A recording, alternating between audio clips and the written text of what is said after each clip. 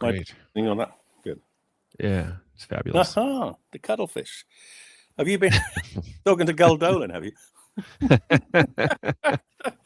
You know, interesting feelings about giving those guys substance, but one of the more amazing animals. Uh, Here we are, Psychedelics Today, live. Professor David Nutt, thank you so much for joining me today. Thanks for the invite, Joe. Good to be here. It's there's only a handful of people that I get a little intimidated about asking on the show, and you're one of them, which is why it's taken me 10 years to ask you to join. I didn't want to comment, but I'm glad you got me while I was still alive anyway. I talk about the 2009-2010 harm scale you published in the Lancet endlessly. It's perhaps the most common thing I talk about on the show, which makes me a little boring to only talk about one thing. But I think it was one of the more important things around drug policy and science-based drug policy that's come out in a long time. Can you tell us a little bit about like what made you want to do that study or paper? Yeah, I'd be delighted to. Actually, it is my most cited paper. It's 2,600 citations and rising. I was very touched because I think last year Elon Musk showed it to justify his use of ketamine to treat his depression, why he took ketamine rather than alcohol. So it's actually got into, as you say, it's almost become a meme, hasn't it, for drugs and drug harm. Sadly, it's still not driving policy, but let me tell you how it came about. And you actually go back 10 years before it was published. And there was a major review in the UK of the drug laws. It was funded by a charity. It was run by a woman called Countess Runciman, one of the smartest women I've ever worked with, one of the absolute pioneers of harm reduction. She was the woman that actually got Margaret Thatcher, our ex-prime minister, to concede that needle exchanges were necessary to reduce the risk of HIV from injecting drug users. Something the Americans never really conceded. She persuaded our prime minister that the evidence was correct. We should do it. Thatcher, who famously said, "I'm not for turning," she turned on that one occasion, and we became an example of good policy in relation to intravenous drug use, low levels of HIV. So she was an amazing woman. She chaired this committee, which ran for 2 years, came up with what was called the Runciman Report, and I was the medical scientist on it.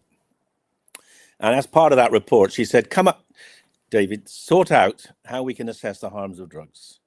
And I came up with a 9-point scale, which was in the paper. And then because at that time I was in favor with the government. I got sacked later, but at that time I was in favor. I was appointed to basically be the government's lead expert on drugs and drug policy.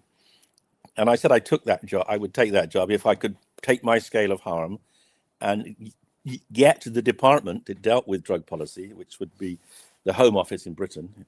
It would be the sort of State Department in the US, I think, to apply my scale to all the drugs that we currently have banned.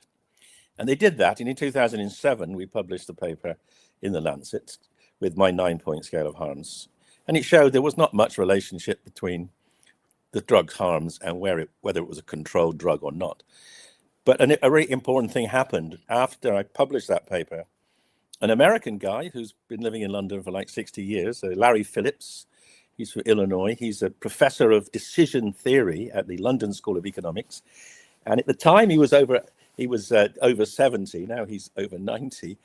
He said, "David, that paper's interesting, but there's a much better way of assessing the harms of drugs using a new technique called multi-criteria decision analysis, or MCDA." And I said, "Well, that's interesting." And spoke to the Home Office, and they said, "That's interesting." Spoke to the Medical Research Council, the sort of lead scientific group, like your NIH, and the head of them was actually on that paper, the Lancet paper, the first Lancet paper, Colin Blakemore, now dead, sadly. And together, we started to do it again. And the 2010 Lancet paper is a really landmark paper because it uses absolutely cutting edge technology. We essentially assessed all the different ways drugs can do harm. And it turns out there are 16 of those, 9 harms to the user and 7 harms to society. We put it all together, and the government didn't like the results. It really did not like the result. And they sacked me for daring to suggest that alcohol is the most harmful drug in the UK and that psychedelics were much, much less harmful. And but I've been proved right. And now that particular approach, using exactly the same methodology, but different experts, same methodology, that's been replicated in the European Union, in Australia, in New Zealand, and then just last year in both Canada and the US. And the one thing that is absolutely clear is that psychedelics aren't harmful enough to be banned, even when they're used recreationally. And when they're used clinically, safely, in clinical settings, their harms are vanishingly small. So the ban on them as medicines is outrageous. And it just proves it was a political ban. There's actually been, I think, the most destructive interference with clinical therapy and research in the history of the world. 55 years and counting. The ban still exists in almost every country in the world, with the possible exception of Australia now. Right. It's tragic. United States government alone, I think, spent $1 trillion so far on the drug war. It's, quite demonstrably political. Yeah. And yes. Did you see the recent paper that seemed like it redid your work? It just came out in the last few months. Alan Davis was contributor, and a number of others. Yeah. Mm-hmm. That's the Ohio one. Yeah, that's right. Very interesting, actually, because, of course, that was the only one of the 6 it didn't put alcohol top. I think it put fentanyls and crystal meth above it. But that just goes to show the scale is sensitive to what's happening in different jurisdictions. And a lot of people are dying of fentanyl in your country. And we can talk about that if you want, but maybe not. But it was also, the other interesting thing was also in relation to the Australian. In Australia, the crystal meth is the second cause leading death to alcohol, and that moved up. So, the scale, at least in terms of the harms to society, is obviously very sensitive to how many people are using, because that's what society is, the population. Mm-hmm. Right. So there is. So I was chatting with Erica Rex about your background recently. She's who kind of connected me and kind of nudged me your way recently, and we're chatting about your influence on kind of the UK psychedelic research world. And it sounds like you've had quite the impact beyond drug policy generally, but getting things rolling. Can you kind of talk about how you got started with psychedelic research in the UK? Yeah, so just to explain to people, actually, I am a scientist, not a policy person. The reason I was brought in to advise the government back in 2000 was because I actually knew quite a lot about drugs. As one of my colleagues said, the trouble with you, David, you know far too much about drugs to be advising governments because you know what the truth is. And he was right. I got sacked. But I'm a psychopharmacologist. I've worked on drugs in the brain all my professional life. That's nearly 50 years of actually being engaged in this field. And I claim to fame, and I'm happy to be proven wrong, is that I have given more different classes of drug to human beings than anyone else ever, almost certainly. But the one class of drug I hadn't given were the psychedelics. I'd given serotonin antagonists back in the 80s. I'd actually given rats LSD back in the 70s, but not humans. And when I became the government's chief advisor, I thought, well, what could possibly go wrong? It's time now to find out what psychedelics do in the brain.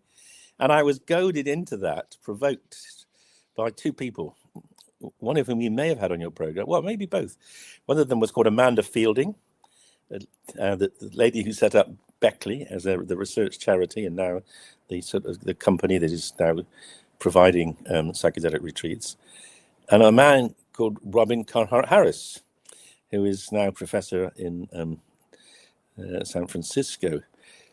And Amanda knew about my scale of harms, and she invited me to talk at conferences about my scale of harms. And that actually got me involved with Colin Blakemore, the head of the MRC. So that's how we began to get interested in the scale of harms. But she was approached by this guy, Robin Carhart Harris. He'd come out of doing his master's, and I think his master's was in psychoanalysis or something.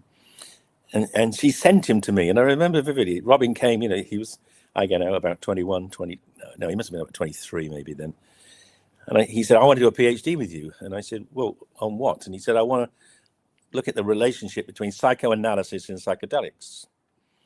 And I said, that's actually quite a challenging thing to do. And I've no idea how you'd even go about doing it. And these drugs are difficult to work with. And what you're going to do? And he said, I want to do brain imaging. So I said, well, that's also quite challenging. So why don't you do a PhD on something that is a bit less difficult? And then if you succeed, then we'll move into imaging. So I persuaded him to do what I thought was actually, he did a very good PhD, but it was on, does MDMA damage the brain? And he did the definitive study to answer the question. There was a load of rubbish published in the States about that MDMA destroys serotonergic neurons and kills the brain. And of course it does if you poison a monkey or poison a rat with it. But there was not very good evidence for humans, and the evidence there was very poor. And the major study at that time that everyone hung their hat on was a study out of Johns Hopkins by McLean and colleagues, which had done PET imaging and shown that the density of the tracer of the serotonin transporter was significantly reduced in people on MDMA, even though they were all still in the normal range. But that was seen as an indication that the human brain was being damaged. And McLean also did a study where she showed that sleep was disturbed. MDMA users had disrupted sleep. Now, most people don't know that the most sensitive index in our body to serotonin is sleep. So we said, okay, if MDMA is damaging serotonergic neurons, it will change sleep. We knew that the American study was completely confounded by the classic thing, NIH. You need patients. So you get them from all over America. So they fly people in from the West Coast, put them in a sleep lab, see their sleep was messed up, not taking any account of the fact they had jet lag. It was such a poor study, but it found what they wanted to find, that MDMA messed with sleep. So we did not only a much better study, but we did it a more clever study, because we depleted the brains of serotonin. And we know if you take any of us and you suck serotonin out of our brains, our sleep changes. So we thought if people on MDMA have got serotonin vulnerability, we could expose that even more by giving producing a moderate degree of serotonin depletion. So Robin did that, and there was no effect whatsoever. Basically, the chronic MDMA users had exactly the same sleep, with or without tryptophan depletion of serotonin. But the funny thing was, just as an aside, we wrote the paper up and we sent it to the journal that had originally published the McLean Hopkins sleep study, which was edited by a friend of mine, and it got bounced back straight away. He sent it back and he said, David, you will never get this study published in an American journal, because everyone wants to believe that MDMA damages the brain. If we publish it, we'd just have the Senate onto us, taking away our funding because we're coming up with the wrong answers. So we published it in the UK and a UK journal, and it stands there as a sort of proof. But Robin did the work. He worked very hard, and then he said, okay, now your side of the deal, Nutt, let's do an fMRI study of a psychedelic. And we thought, what should we do? Well, we could do LSD, but that lasts a long time. That's challenging. We don't really have much money, so we don't want to keep people in hospital overnight with LSD. So we settled on psilocybin. And this may amuse you, and it'll certainly amuse some of your listeners. People say, why do you use psilocybin? Well, I say, it's a natural product. The ancient Greeks used it, the Hindus used it. It's been part of culture for a few thousand years. We know it's very safe, particularly more recent culture in Mexico, and etc. That's the first thing. In fact, by the way, that was how we got permission, because when we did that study, there was not an investigator's brochure. No one had put together a safety documentation for psilocybin. So we did it. And we went to our regulators, the FDA, and they said, where's the IB? And we said, well, we've written an IB because no company's making this. And they said, oh, okay, that's all right then. So we got permission. I'd done a little bit of groundwork pointing out that this was very important science before. So we got to do the study. But the other reason psilocybin is great, it's a 4 or 5 hour trip. It's a relatively gentle, it's got such safety data, because our regulators said, well, David, how do you know it's safe? And I said, well, your own data, your government data show 1 million people a year using mushrooms in the last 15 years. There's no deaths. That's kind of safe, isn't it? And they said, yeah, I suppose so. And of course, the real reason I love psilocybin is that no politician or journalist knows how to spell it or say it. So they don't come attacking you. So we did it. We did the first psilocybin study, and it was utterly transformational, because it was exactly the opposite of what you expect. And twice in my career, maybe the two biggest discoveries I've made have been where I have seen something exactly the opposite. The first one was back in 1980, when I discovered anti-benzodiazepines. It's completely paradoxical, exactly the opposite of benzo. That's another story. And then psilocybin, we thought, because the literature up to then of imaging the brain in states of altered consciousness had focused on delirium. And in delirium, there's increased activity in the brain, there's increased blood flow in the brain. And we found exactly the opposite. Psilocybin switched off a network in the brain we now know to be called the default mode network. And the switching off strongly correlated with the alterations in consciousness. And actually, we were so surprised by that we did it again. We used a different technique. We started off using spin labeling, then we went and repeated it using oxygen, the bold signal, got exactly the same results. And got it published in PNAS. And from then on, basically the field of psychedelic imaging has exploded. So I think we lit the touch paper, you might say. And so your brochure was probably used by plenty of other researchers then.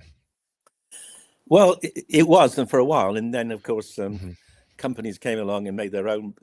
Now we have to. It's very hard to do it. I mean, it's now we can't use the psilocybin we used in the first studies. Let's put it that way, because there is commercial grade GMP psilocybin available with a proper IB. The 50 pages instead of the 5 pages. Oh, that kind of bureaucratic rubbish.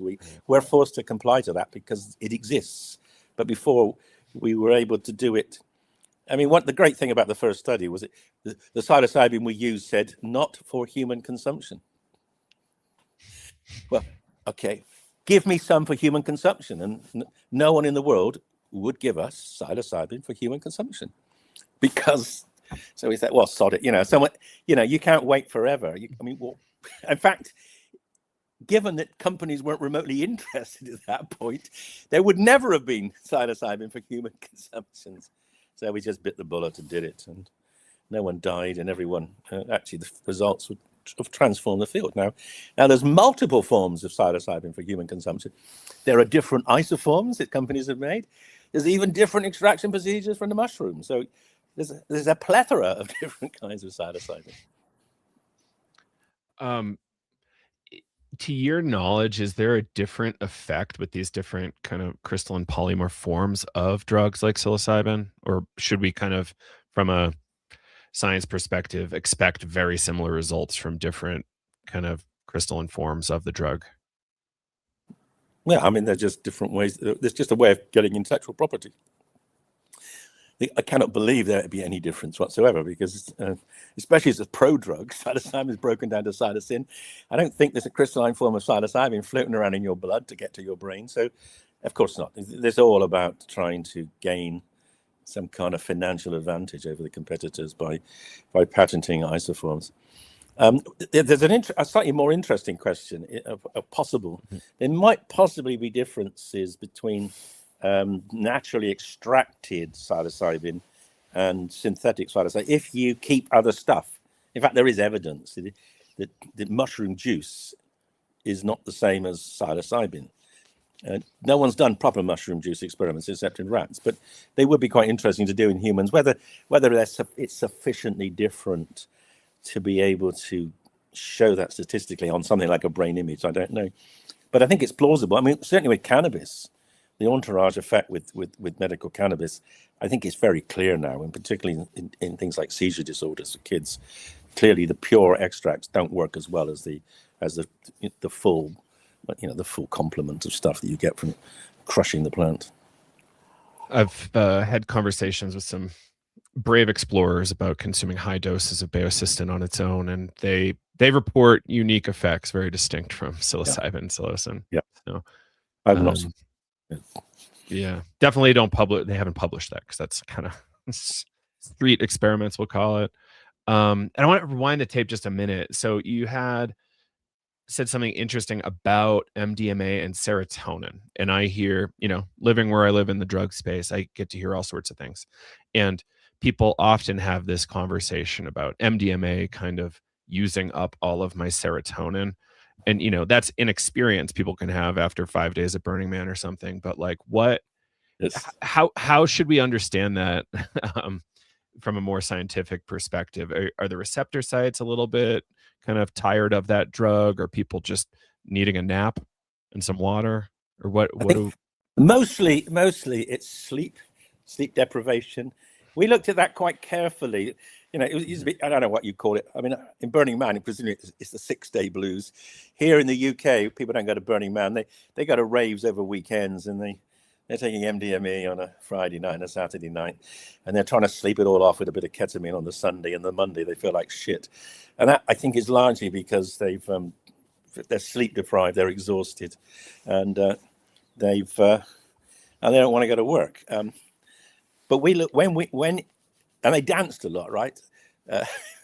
When we did an MDMA study. Well, we've done several MDMA studies, but we've done the imaging study, which is okay. That's just putting people on a scanner. They're not doing it. But the most interesting study where we really looked at this was when we did it. We treated people with alcohol dependence. So you got a population that's vulnerable, right? These are people who are actually they're sick. They've been ill for years. Often, they're a bit malnourished. So if anyone's going to have vulnerability, it's them.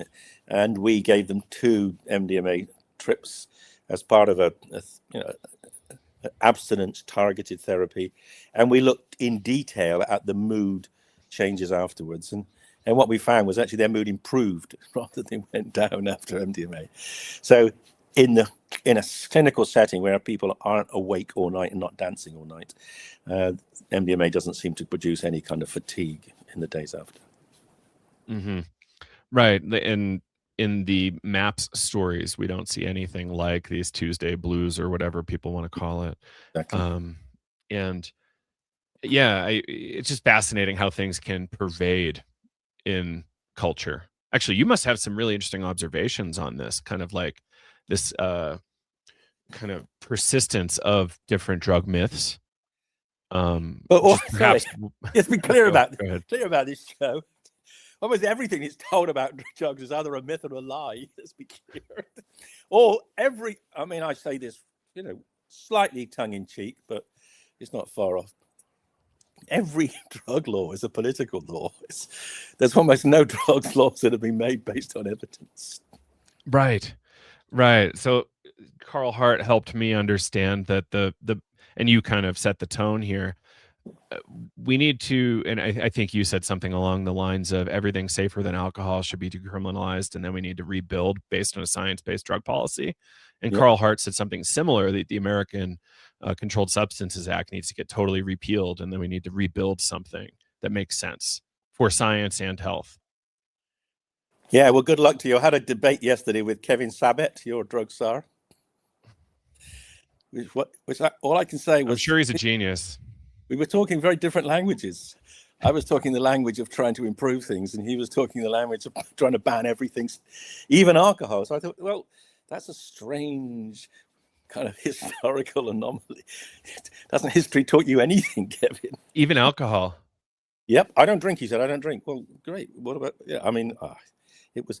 But what was fascinating actually was I did try to push him on psychedelics. He wouldn't be drawn, but he's clearly absolutely hostile to cannabis and to the basically recreational cannabis. And it's got to be coming from some kind of weird religious or moral position, because there was no science behind what he was saying at all. It was kind of rather disturbing. Yeah, and I think Dr. Hart named the former head of the National Institute of Drug Abuse in the United States as being very prohibitionist, and actually shaping funding for science to support policies. Prohibitionist policies. I can be quite clear. I'll be absolutely clear. It's not just the U.S. government that does that. I'll tell you about the UK government in a minute, but I'll just finish off that story, because you're absolutely right. Until almost so recently,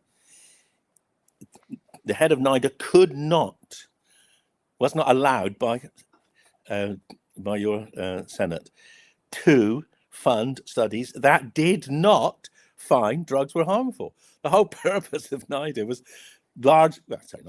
a major purpose of NIDA was to find evidence of harm that could justify the decisions which were made before we had evidence of harms to support the drug staying banned. I mean, and the same happened in Britain. There was ecstasy was banned because, I don't know why ecstasy. No one knows why ecstasy was banned. Because it was safer than riding horses, or.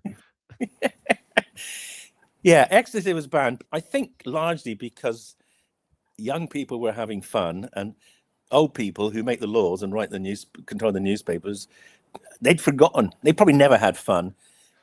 But if they did, they weren't having it anymore, and they hated the idea that young people were having fun. So there was a systematic campaign to get rid of ecstasy in many countries, and basically studies were conducted, and of course the famous study is the Riccardi study on monkeys, where they claim that basically taking MDMA and listening to the Pogues all night destroyed your basal ganglia.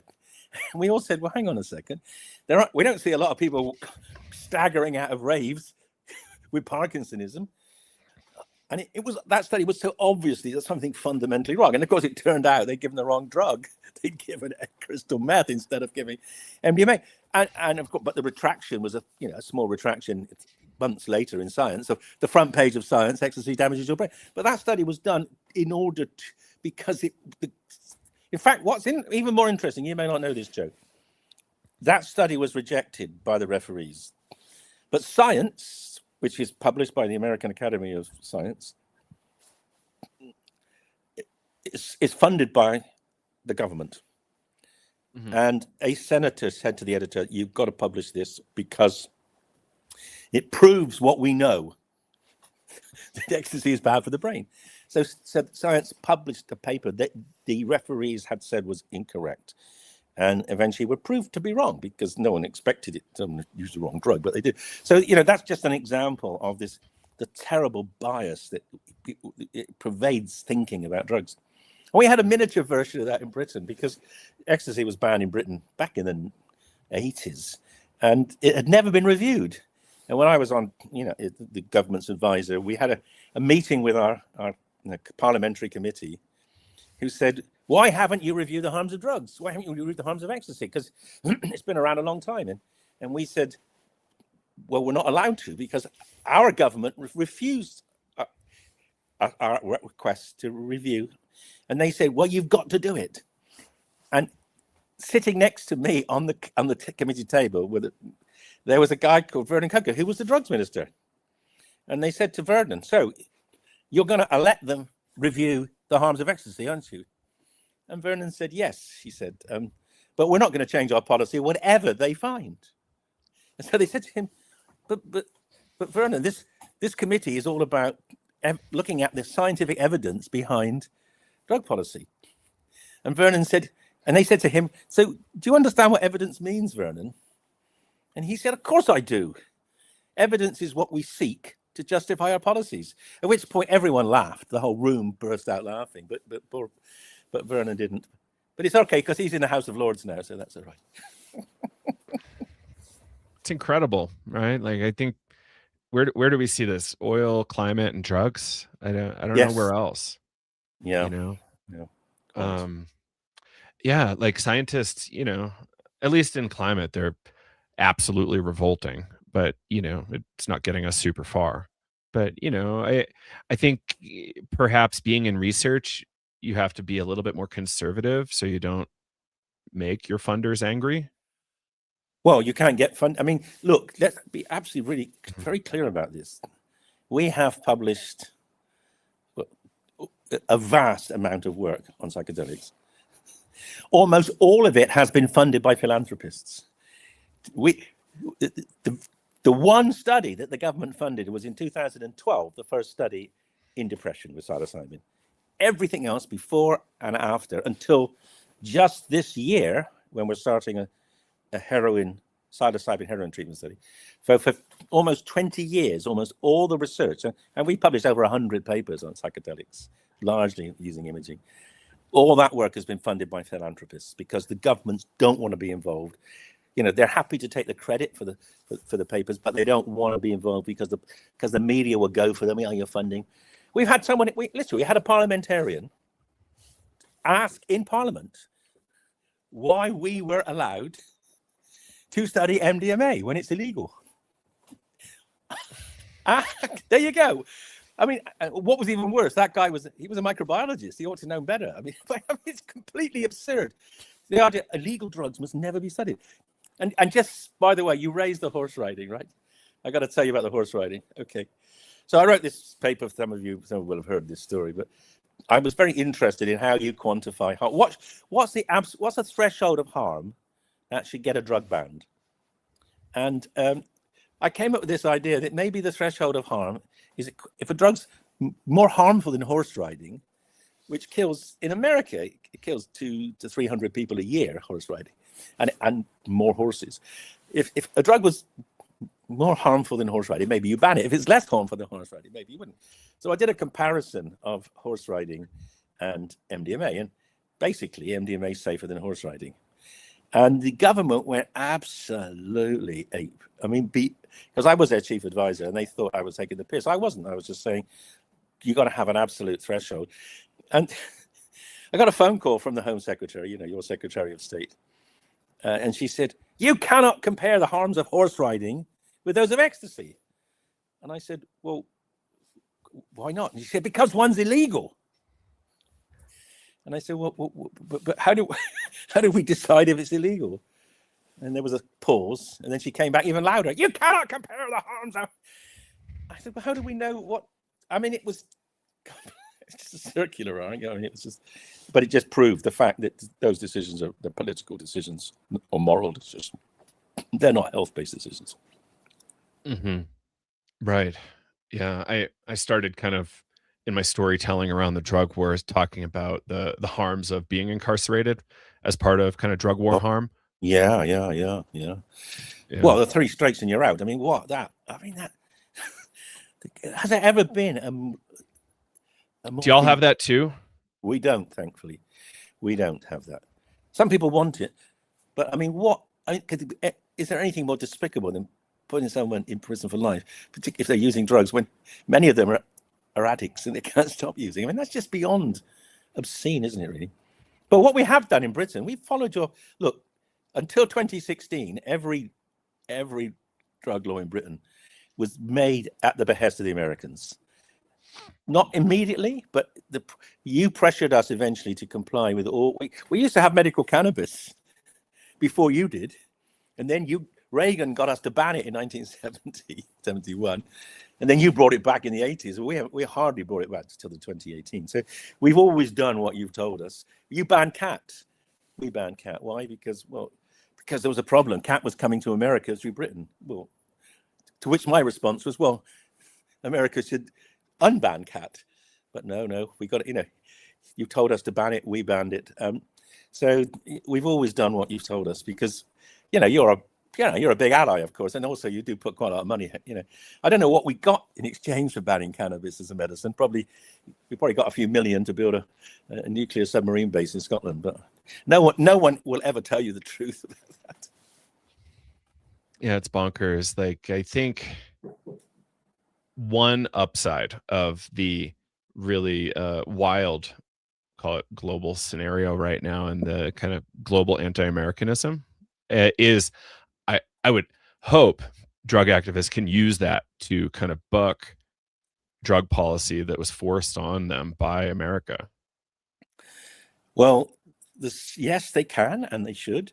The sad, and of course, I mean, I'm really celebrating the fact that you do have medical cannabis, I think, in the majority of states, and recreational cannabis in a large minority of states. And you've got mushrooms for well-being in Oregon and many other, and Colorado and some townships.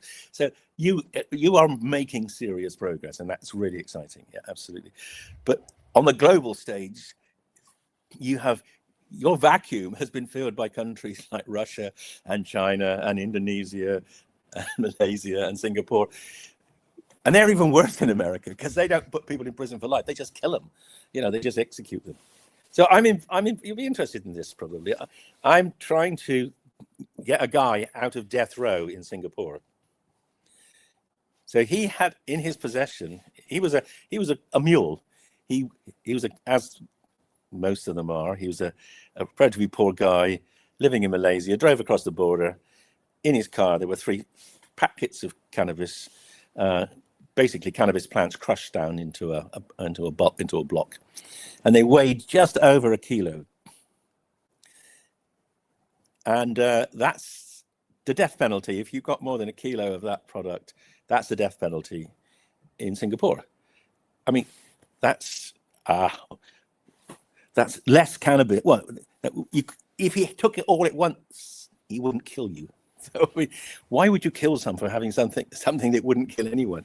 And so I'm arguing and writing a report to the Supreme Court saying, the law on cannabis is really not based on any semblance of harm. I mean, truly, how can you justify killing someone for having basically, 1 kilo of cannabis, crushed cannabis plant? Yeah, and so, but many countries do. I mean, so we're not out of the woods. We're actually, but I think in the West, I think in Europe, I think the American, particularly the Oregon experiment is really exciting.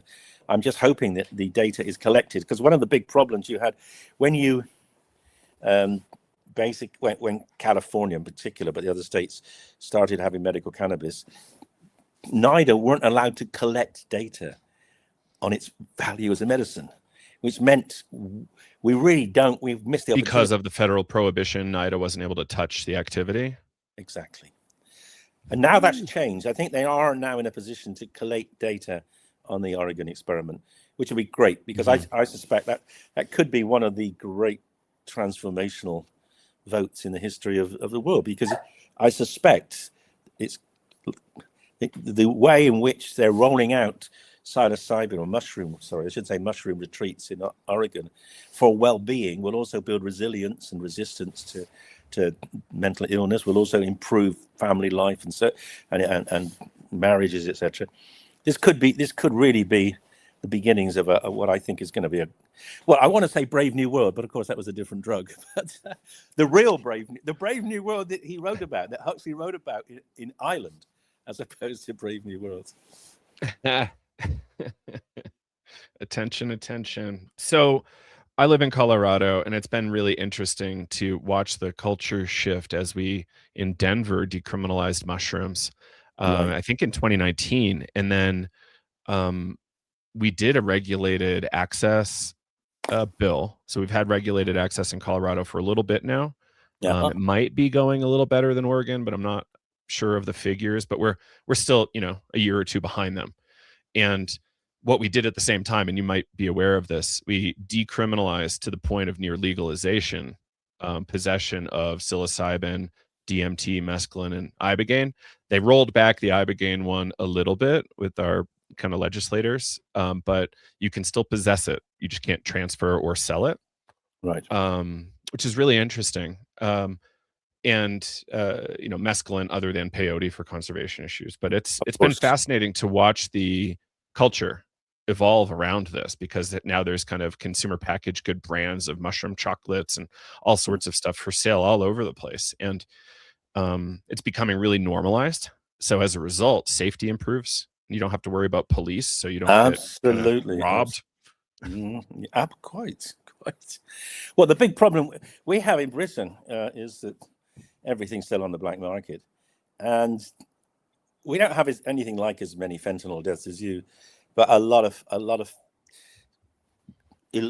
drug products, including cannabis, are being laced with fentanyls in order to get people addicted, because then you've got your dealer's got a nice reliable market. So, but sometimes the lacing of fentanyl is a little bit more than people, especially if you're not an opiate user. You don't need much fentanyl to kill you.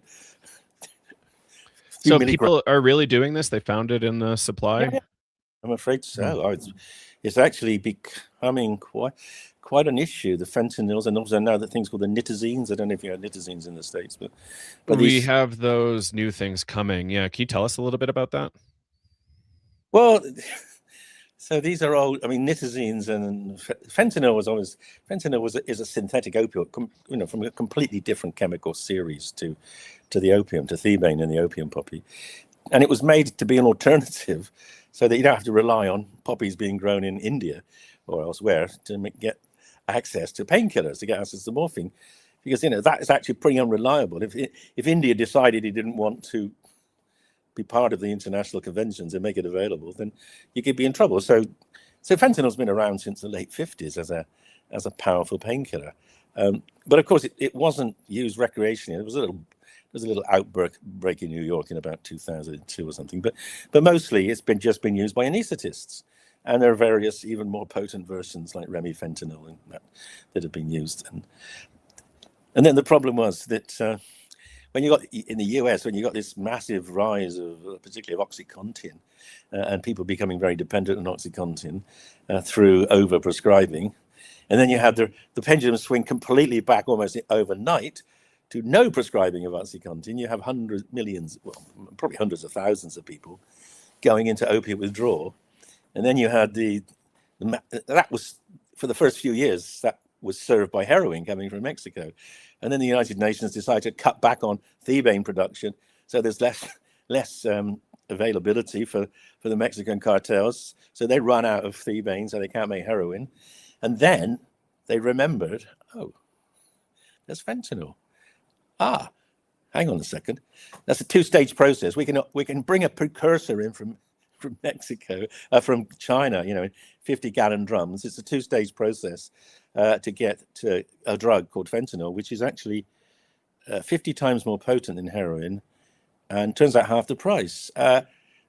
Well, bloody hell! Well, we should have been doing this years ago, guys. The profits are so huge. So, of course, then you had then you've got the fentanyl surge, and so what? And you've got more deaths each year from fentanyl in the US than you have for the whole of the Vietnam War, etc. And then, of course, China is really clamping down on the production of the fentanyl precursors. So people are looking for alternatives. Well, Janssen weren't the only people to make synthetic opioids. Other companies, Winthrop and others, were making these things called nitazines, which are also super potent opiates. They were never used clinically because they were too unpleasant and too dangerous. But now people have reliving the chemistry of the 60s, 70s and making the nitazines, which aren't controlled in the same way as fentanyl. So now we're getting a rise of nitazine deaths, and you will too, I'm sure. And the other big problem is we don't test every death. People die. A lot of the deaths, people think, oh, he probably just died of pneumonia, but they might have died of accidental poisoning.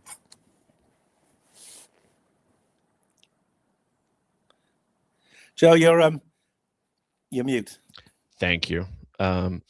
So we don't actually, I think, do a really good job reporting on deaths. Carl Hart profiled that. Sorry to keep bringing him up, but he's a great friend. He's braver than me. He's braver than me. He lost his job for being brave. I just lost my status, but at least I didn't lose my salary because I was only advising the government. I wasn't being paid. I love that. So he talks in detail about coroners in the United States checking out bodies to see, oh, what did you die from? And there was like a famous case of a political kind of I guess, drug death. There was a big festival in California. Somebody died, and the coroner cited acute LSD toxicity. Which, yeah, right. So, absolutely crazy. And this happens all the time. So if we see MDMA in somebody's blood, oh, they died from MDMA, and it's like not true. Well, no, exactly. People want MDMA. Illegal drugs should be dangerous, because otherwise you're just undermining the whole construct behind the drug laws. So people, coroners, I guess, are incentivized to support the government, that they pay their salaries. Mm-hmm. Yeah. So I hope we can improve that field, coroners, because it's a elected position, I believe, in the United States. That's even worse then. She's elected. Right. So you've got to be harder on drugs to get through. Right. Otherwise, you're not going to get elected again. And, that's really just not great for science and for epidemiology, understanding just health in general. So I think it just needs to get exposed more that, hey, this elected position is harming science and harming health. Absolutely. And the other thing is I don't know who funds them, but coroners in Britain say, well, we can't afford to test for everything. So we test for the things we know about. How can we test the things we don't know? Well, you kind of might think there should be at least a proportion of the deaths people test for things they don't know about. Oh, look, what's this strange peak on my HPLC? I don't know. Oh, shit me, it's a super new opiate. Oh dear, let's do something about it. Right. So chatting with Leonard Picard not that long ago, we talked about kind of the rise of AI drug development and these black markets, and how we're probably going to be seeing thousands of new drugs over the next decade and a half or so. And some of whom are going to be very dangerous in terms of ODs, like quite quickly. I don't know about more powerful synthetic opioids, but that's possible. But, we might see drugs that can trigger addiction more readily than our existing suite of drugs, right? Sure you would. Have you thought about this problem? Absolutely. We don't need new drugs. Drugs we got are good enough. We just need to use them better and reduce the harms of them. I mean, we've seen something very similar to the scenario you've developed there in the UK. We've seen it with the obsession we have of stopping prisoners using cannabis. It used to be 20 years ago now. You went into a prison, you smoked, it smelled of cannabis, fine, everyone's happy, no one's killing each other, the prisoners are pleasantly stoned and the staff aren't just, it's happy enough. And then a really strange thing happened. Well, someone's asked the question, what drugs are prisoners using?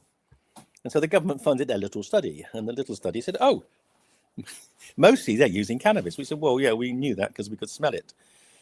And something happened. And this is one of those accidents of kind of decision making. No one knows why it happened. My suspicion is this. My suspicion is that there were MPs, equivalent to your senators, who were getting payments from companies that make testing kits. And the companies started to say, well, we can test for these drugs. And then without consulting the prison governors, and now, I mean, we know against what would have been their wishes, they rolled out drug testing in prisons. So companies that make the testing kits make a lot of money, and the kickbacks to the MPs. And we just, obviously, and then we started penalizing people who tested positive. That was the big mistake, was perhaps penalizing them, saying, when you got penalized, you basically, you lost your parole. So you basically had a third of your sentence added to your sentence, because normally you get a third off. Now, prisoners are not stupid. They knew that if you smoke a joint, you'll test positive for cannabis for weeks after. So what they did, the first thing they did was they started smoking cannabis. What did they switch to? Heroin. So then we had a little upswing of heroin deaths in prisons because heroin disappears, after a day or so. And then, but it got quite difficult to get heroin into prisons. So then two things happened. The first thing was that they started going into heroin withdrawal and being very anxious. And they started getting benzos from the prison doctors, and then getting gabapentinoids like pregabalin and becoming dependent on those. But then quite soon after, synthetic cannabinoids started appearing. And synthetic cannabinoids are generally more toxic than cannabis. Well, they're generally much more toxic than cannabis. And the first generation of synthetic cannabinoids had been made as medicines. They just weren't used in medicines because they were too unpleasant, but they'd been to humans and they were safe. And then they got into prisons and prisoners started using them and they got banned. Things like spice and K2. Yeah, that's right. Well, so they were called spice. So, you got these synthetic cannabinoids, you spray them onto, I don't know, hibiscus leaves, and you call it cannabis. Okay, so it was coming in as spice being smoked, but then it got banned. So then the next generation of synthetic cannabinoids came along, and they'd never been into humans; they'd just been tested in rats. So the first human exposure of these compounds was in prisons, and people started dying. And so the government's response was, "Oh, well, let's ban these."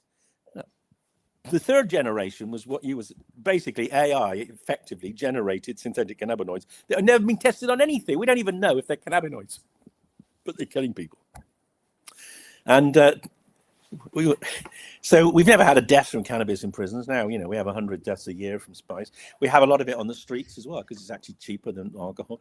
So we have serious problems with super strong drugs which have never been tested except in drug users, and that is the most harmful way of exposing people to any drug.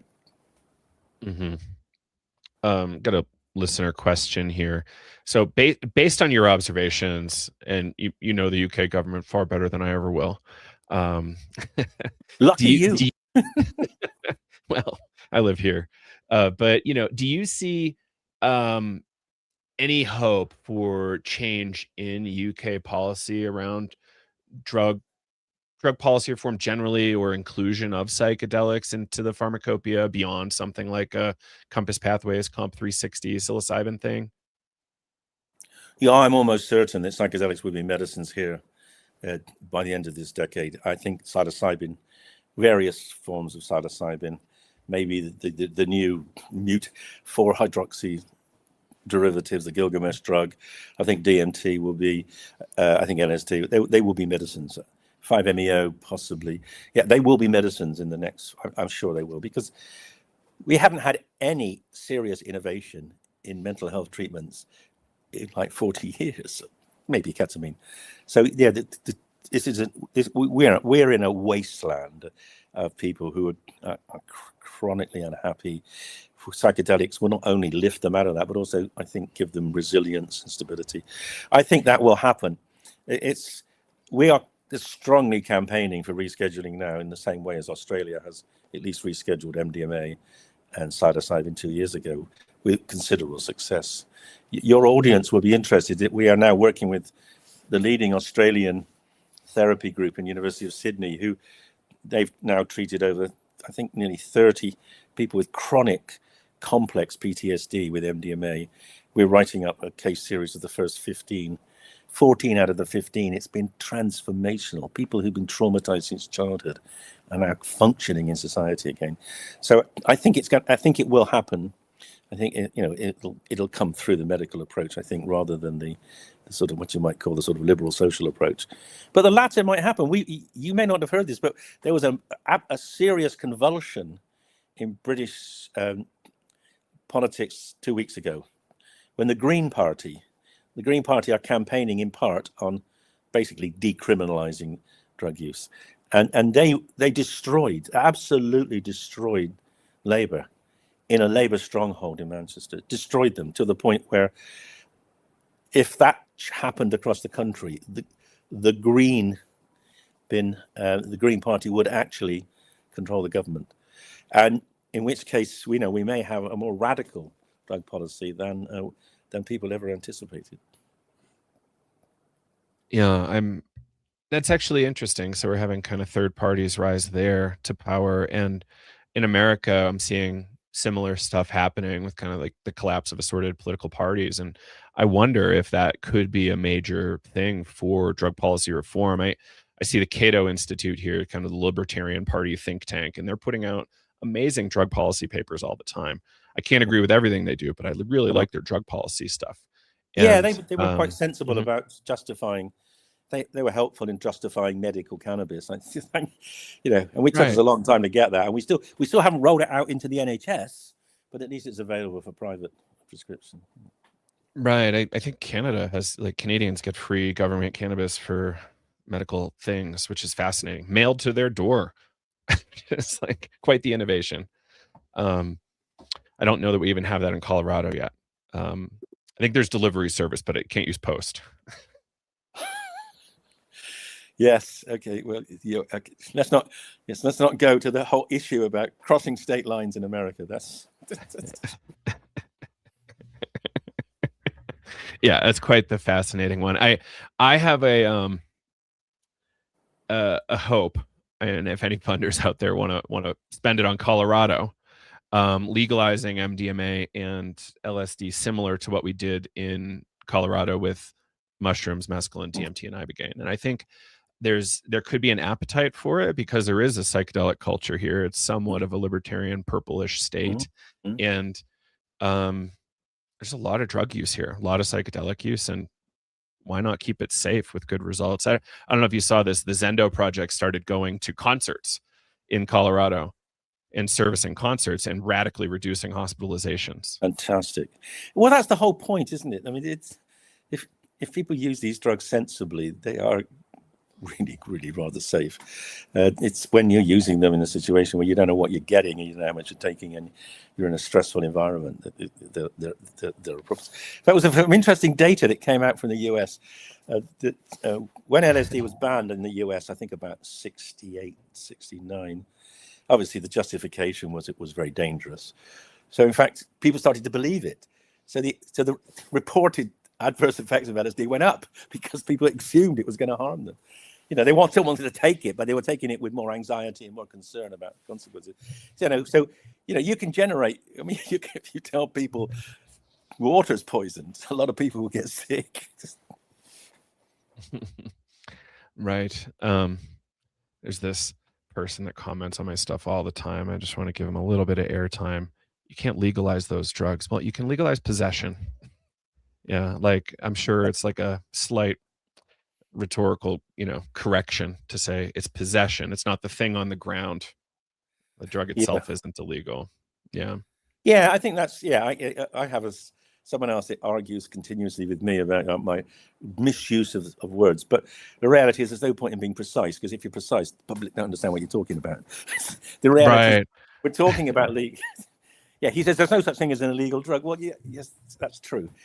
The drug's not, but as you say, the possession is, and I think decriminalizing possession of pretty much all drugs for personal use is actually really a sensible way of getting people more rapidly into treatment because we know that a significant proportion, particularly of opiate deaths, occur in the presence of other people, but the other people are scared to call the ambulance, because if they call the ambulance, the police will come and they will then get arrested. And we've got to break that. If we want to keep people alive, we've got to get access to medical care without prejudice of friends being arrested.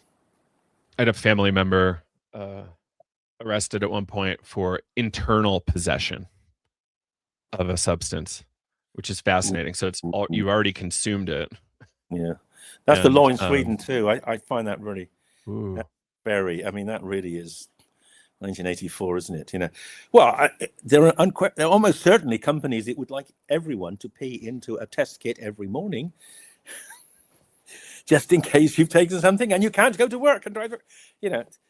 Big Brother could be, it could roll out to a point, where everything you do, you have cameras over your bed to make sure you're not stoking in bed or something. So I think somebody famously said the definition of Puritanism is the idea that somebody somewhere is having a good time. That's and exactly right. Why not profit off of it, I guess. Well, yes. And of course, the other funny thing is, you've seen this, all those senators who are really legalize cannabis over my dead body. Oh no, now they're all advisors for the companies that are selling. Yes, right.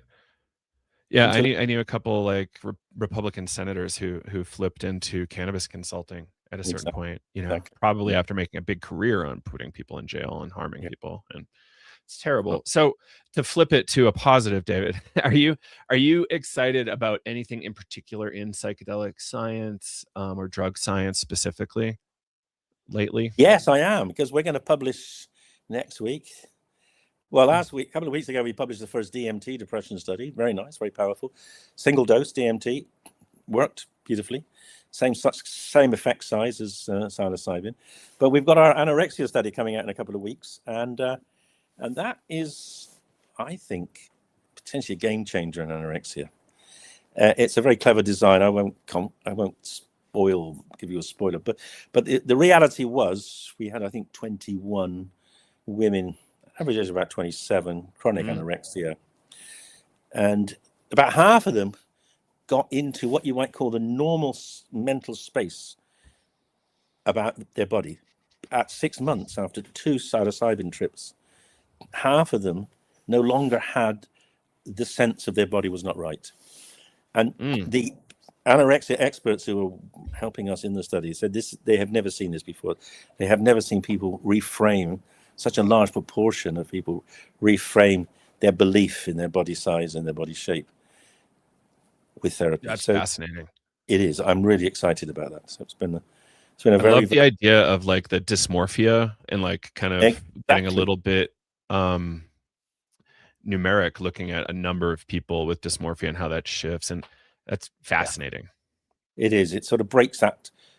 Well, I mean, people with anorexia, they know that they're too thin, but they don't, their mind or their brain is locking them in to a desire to stay like that. And now psychedelics can, break those deep-seated ruminative mind processes and allow people to see themselves differently.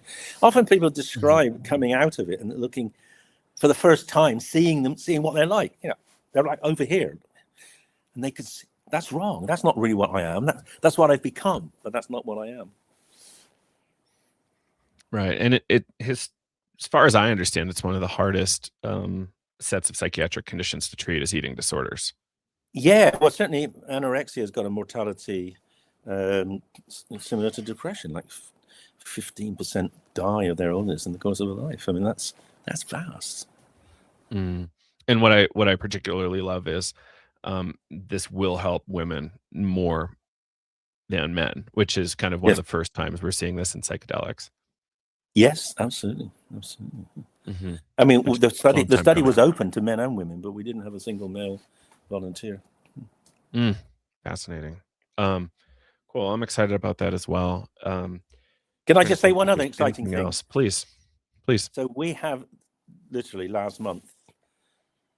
months ago in January, done the first administration of psilocybin to abstinent heroin addicts to see if we can maintain abstinence.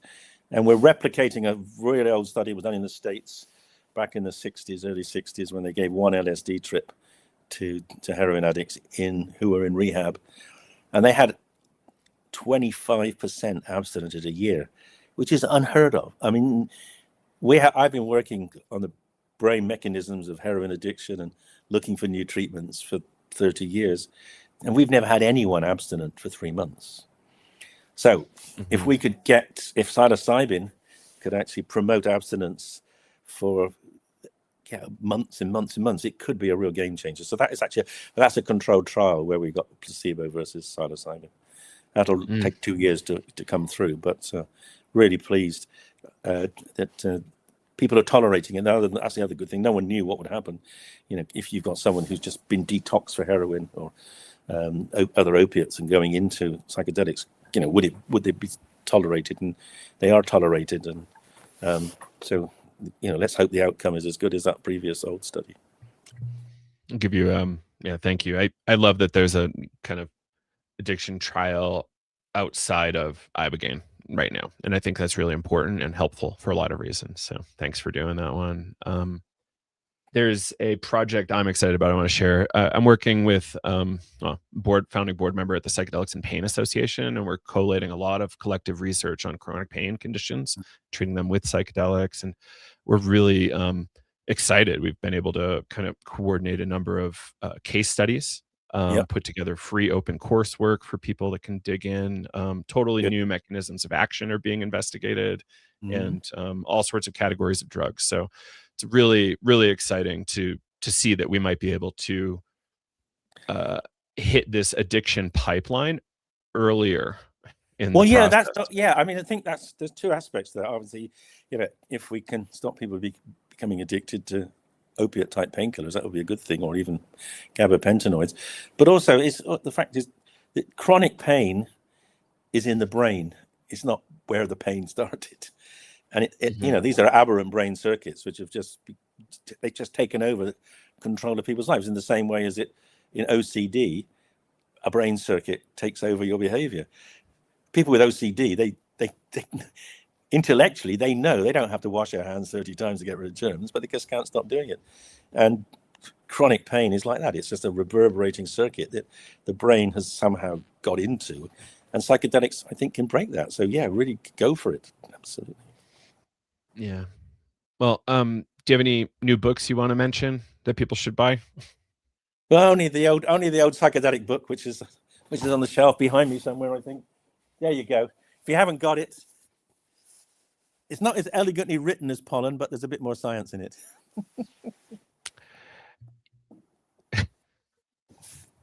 Trying to be nice. Yeah, a science-based narrative is really helpful. So thanks for doing that. Yeah. Well, Professor David Nutt, thank you so much for joining us. Really appreciate it. And thank you for all your hard work over the years, and hope we get to do it again. Well, it's been an absolute pleasure, Joe. Thank you so much. And yeah, you keep up the good work too. Yeah, we'll do.